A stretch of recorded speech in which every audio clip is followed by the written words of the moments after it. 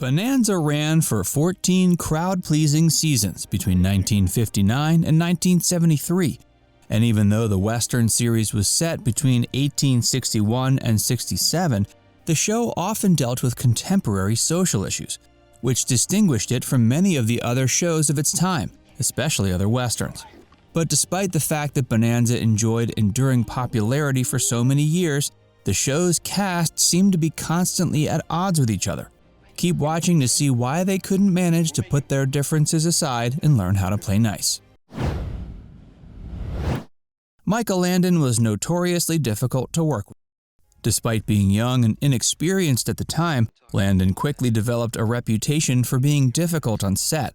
It's not that he wasn't a hard worker per se, and he wasn't particularly mean-spirited either, but he had a distinctly narrow vision for how he thought scenes should look and be acted. But you can't blame him for taking pride in his work. Nevertheless, it did get on the nerves of some of the show's crew members on many occasions.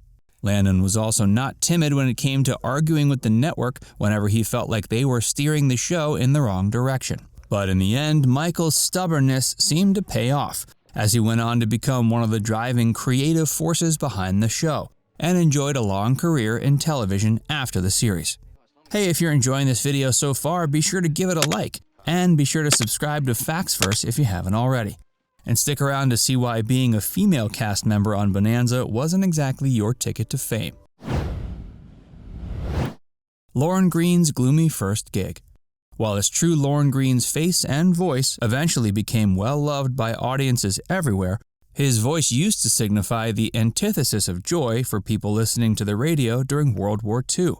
Lorne was a reporter, and it was his job to be the bearer of bad news quite often. This job earned him the less-than-ideal nickname of the Voice of Doom, due to his deep booming voice and the nasty news he had to deliver. Fortunately, his new acting role as Ben Cartwright was far and removed from his old job in journalism. Purnell got fed up with the show. Sometimes it takes a bit for people to get tired of doing a job. This kind of thing happens in the entertainment industry as well. Such was the case for Purnell Roberts, who portrayed Adam Cartwright on the first 6 seasons. He had a few choice words to say when he finally left. He said he felt like he was an aristocrat in his field of endeavor, and that being part of Bonanza was like if Isaac Stern sat in with Lawrence Welk, implying the Western show was somehow beneath him.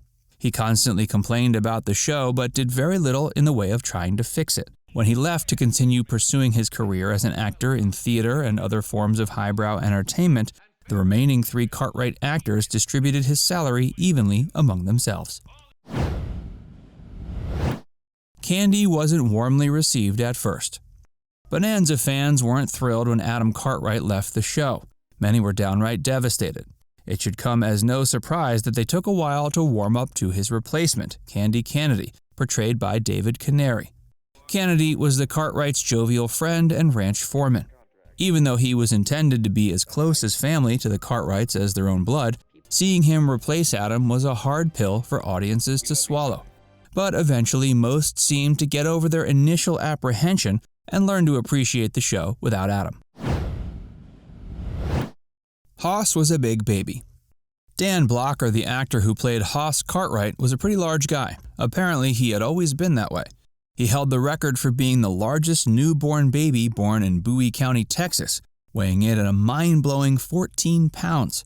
That's more than double the average weight of a typical baby.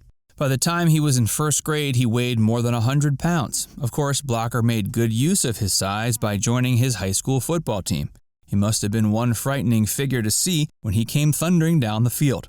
Before joining the Army, he also worked as a bouncer. Even though he often played the fool on Bonanza, he was always someone you'd want to have by your side if you got into a bind. Blocker, much like Hoss, was tough as nails. One time while filming a scene, Blocker was thrown from his horse and fractured his collarbone. Instead of going to the hospital like any other rational person, Blocker decided to set the break himself and film through the pain until the scene was finished. He took a few weeks off to recover and put on a noticeable bit of weight in the process. The same horse that threw him off weeks earlier was no longer able to carry him. Bonanza had some seriously stiff competition. Bonanza wasn't an immediate success. At the time, primetime drama was ruled by the CBS courtroom drama Perry Mason. NBC almost canceled the Western, but instead decided to double down. It might have been a risky bet to take, but it obviously paid off. But did they keep the show alive because they believed so strongly about it? Not quite. It had to do more with the fact that Bonanza was one of the first color television shows to hit the airwaves. To watch a color show, you needed a color TV. And guess who happened to sell color TVs? RCA, the parent company of NBC, had the color TV market virtually cornered. Instead of canceling Bonanza, they shifted its time slot to Sunday. When they did, its popularity skyrocketed instantaneously. Minority characters. Bonanza didn't have a ton of minority characters, but when there were minorities, most of the time they were actually portrayed by members of the same ethnic group. This was at the insistence of Pernell Roberts, who felt strongly that white actors should not play minority characters. Other shows from this time commonly did the opposite. Roberts was highly opposed to featuring stereotyped portrayals of minority characters on the show. It was one of the main reasons why he eventually left. That being said, the inclusion of characters such as Hop Sing, played by Victor Sen Young, lent some needed authenticity to the show. In reality, the old American West was a lot more diverse of a place than other shows from that period would have you believe. Life was short and harsh for the Cartwright women. Pa Cartwright was already 3 times a widow before the show started.